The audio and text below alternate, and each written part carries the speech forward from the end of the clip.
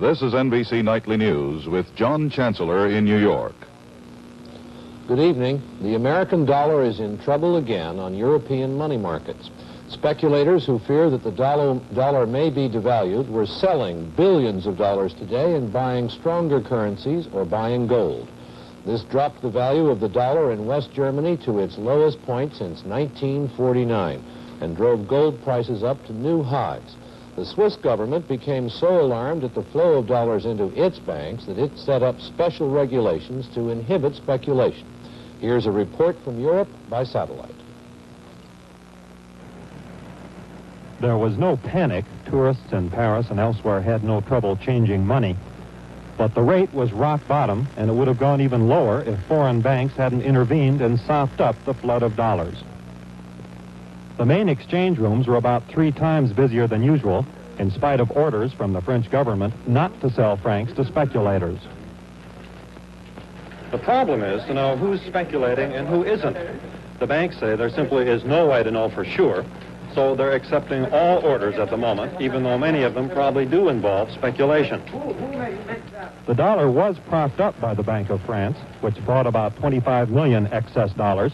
Frenchmen are still astonished to find the franc actually stronger than the dollar. In London, the price of gold soared to its highest price in 2 years and went even higher in Zurich to more than $44 an ounce as nervous investors looked for refuge from the weak dollar. Most of today's currency trading was in German marks, which were not supported by the German National Bank. As a result, the dollar fell to a new low, pushing the mark to nearly 7% above its old parity. Bankers said this latest pressure was caused by a congressional study in Washington arguing that the dollar is overvalued. That confirmed what economists here have said for weeks, that a major devaluation is only a matter of time. David Burrington, NBC News, London. President Nixon signed into law today 2 measures which the administration hopes will help the economy.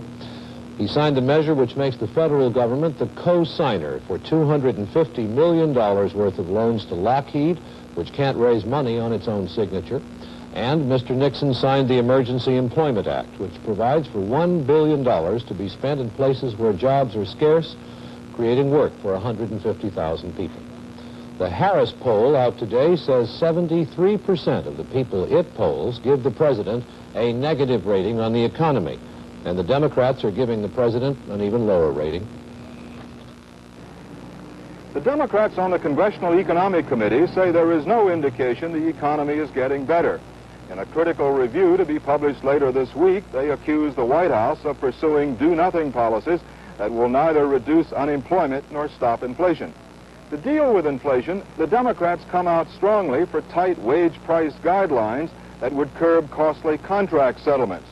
To deal with unemployment, they advocate 2 steps that would increase purchasing power.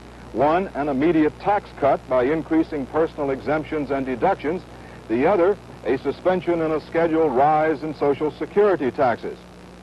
These recommendations make it clear that if the economy continues to lag, the Democrats are ready to push ahead with their own program for new measures, even if the White House is opposed. Paul Duke, NBC News at the Capitol. The weakness of the dollar abroad and continued uneasiness over the economy at home sent prices down today on the New York Stock Exchange. The Dow Jones Industrials lost almost 8 points, and the value of an average share dropped 32 cents.